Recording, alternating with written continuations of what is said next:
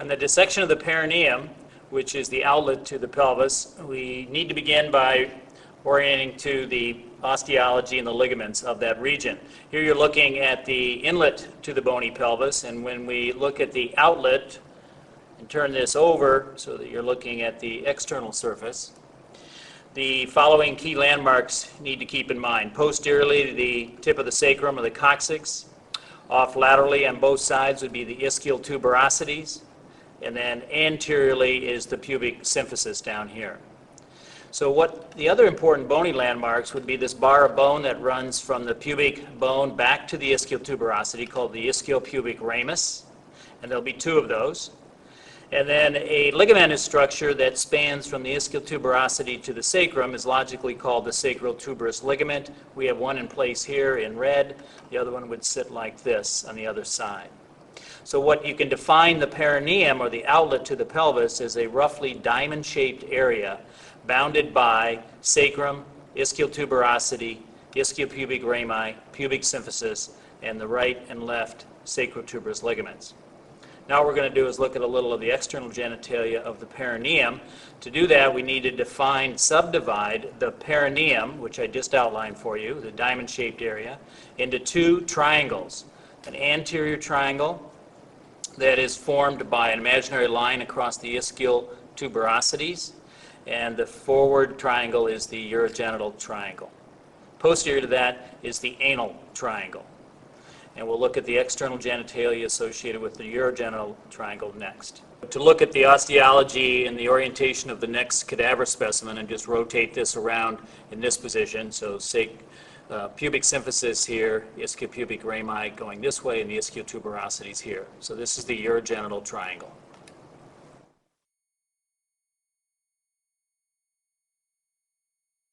Here, looking at the external genitalia in the male, penis in the midline, the lower anterior abdominal wall was cut away at about this point, portion of a scrotum, and the spermatic cord feeding down into that on this side. Okay.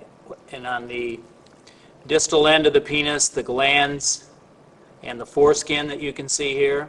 And what I'm going to do is transect the shaft of the penis so we can identify some of the erectile tissue that comprises the body and root of the penis, so that we can trace those more distally from their origin.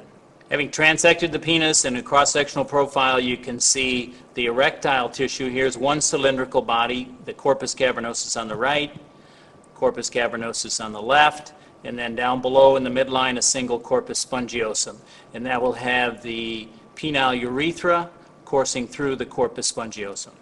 Surrounding the erectile tissue will be a thick white membrane, the tunica albuginea. What we're going to do is trace these erectile tissues and the urethra from their origin in the future demonstrations of the perineal dissection here. In looking at the following structures within the urogenital triangle, we talked about the erectile tissue forming the shaft of the penis. We're now discussing their origin and their continuity in a more posterior direction. For example, in this area, we see a ridge of tissue that I'm outlining with the probe that is actually covered by soft tissue, a skeletal muscle. And then the forceps are holding in the midline another ridge or bulging tissue, which is part of the erectile tissue. The forceps are holding the bulb of the penis and the associated skeletal muscle, and the bulb of the penis would be continuous with the corpus, or is part of and continuous with the corpus spongiosum. The tissue that you see over towards the side of the urogenital triangle and is literally attached to the bony ischiopubic ramus down in here is the crus of the penis, which is part erectile tissue, continuity with the corpus cavernosus, and partly skeletal muscle. And you can see some of the skeletal muscle fibers associated with this left crus. The muscle is the ischiocavernosus muscle covering the crus of the penis, and the bulbospongiosus muscle is the other skeletal muscle covering the bulb of the penis. The area in between the two structures that I just pointed out, the bulb and the crus, is pointing back into a deeper dissection of the urogenital triangle, and I'm literally now touching the urogenital membrane that I will define and show you in a clearer specimen in a minute. In this other specimen, we can actually get a very good look at the urogenital diaphragm, which is a triangularly shaped, sheet-like skeletal muscle. Over here is the ischiopubic ramus on the left, over here the ischiopubic ramus on the right, and in this vicinity is the inferior margin of the pubic symphysis.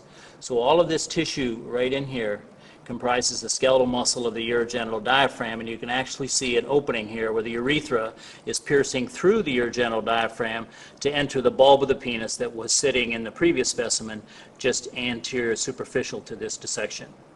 So the UG diaphragm is comprised largely of circular muscle fibers, the sphincter urethrae muscle that has voluntary control of micturition, and a few fibers towards the back that are difficult to identify that are called the deep transverse perineus muscles. We're looking at the dorsum of the cadaver. This is the sacrum and the coccyx down in this region. The anal canal, anal opening is right here. The ischiopubic ramus is right here. And this is the gluteal region with many of the gluteal muscles removed. You can see piriformis, and you can see obturator internus coming through. This is a key landmark for this orientation. This is a ligament, the sacrotuberous ligament. So the pudendal nerve, which is the primary nerve innervating structures of the perineum, comes out of the pelvic cavity just adjacent to the piriformis muscle and is just momentarily in the gluteal region right here. It then turns a corner going in the direction of the probe through an opening that is formed by the sacrotuberous ligament above that you can see and the sacrospinous ligament deeper and shorter that you really cannot see in this specimen. And the space between those two ligaments is called the lesser sciatic notch. Pudendal nerve and its accompanying internal pudendal artery pass through the lesser sciatic notch to then enter the perineum. More specifically, since they're entering the posterior part of the perineum, they are entering the anal triangle region. So again, to define the anal triangle, it is the region that is bounded by sacrotuberous ligaments on both sides and an imaginary line that connects the ischial tuberosities. Anal triangle. Each anal triangle has two pockets or fossae on either side of the anus called the ischiorectal fossae. And all of the fat's been removed in both of these specimens, so you can see the nerve and muscular boundaries of the ischiorectal fossa. So pudendal nerve and its accompanying artery come through the lesser sciatic foramen and enter the ischiorectal fossa. The boundaries of the ischiorectal fossa are muscular. The medial wall is a thin sheet-like muscle called levator ani. You can see part of it right here. The lateral wall, difficult to see from the orientation of the camera, is the obturator internus muscle. Same muscle that I showed here, just a different portion of it. When I pull on this muscle, you can see maybe some movement down in that area. So the ischiorectal fossa is a wedge-shaped fossa by those two sloping muscles. Filled with fat, and the important structures coursing through the ischiorectal fossa are the branches of the pudendal nerve and the branches of the internal pudendal artery. There are three branches to the pudendal nerve. One is called the inferior rectal branch, which you see here making a course towards the anus, and particularly the external anal sphincter.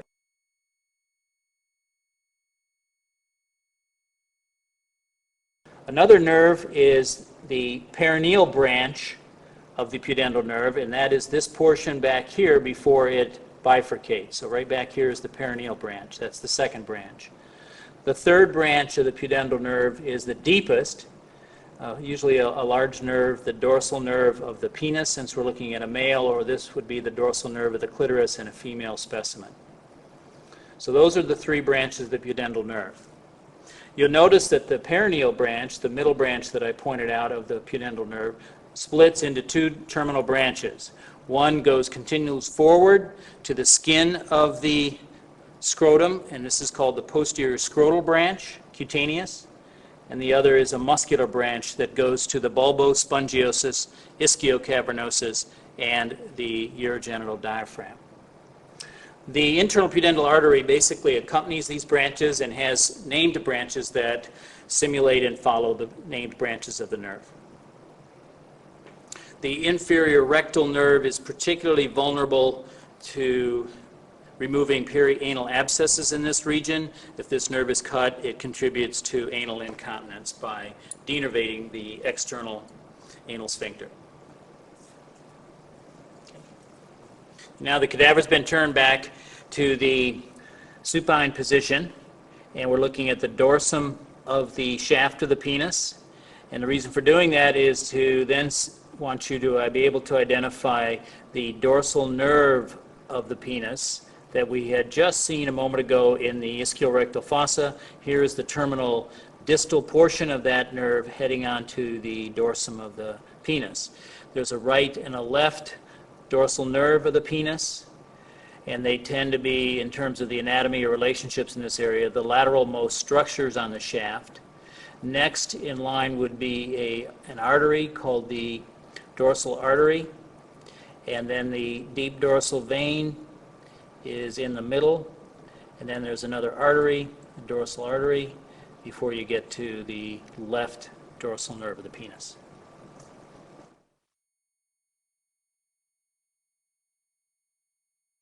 Okay, now switching to the female external genitalia.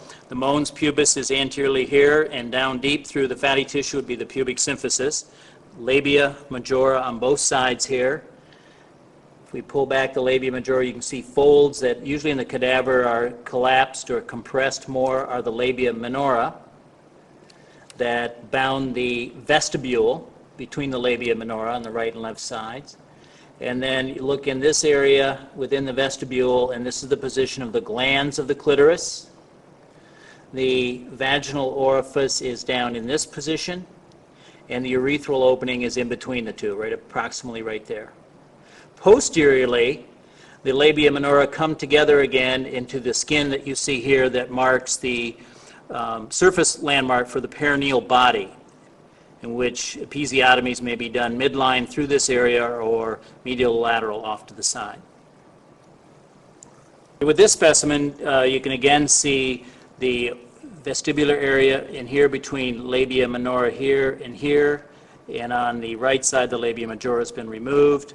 The glands of the clitoris is right here, and when we fold this way, we can see the continuity of the glands of the clitoris, which is right here, with the shaft or body of the clitoris, which makes almost a 90-degree turn down this way to become the right crus, since we're looking at the right side of the clitoris.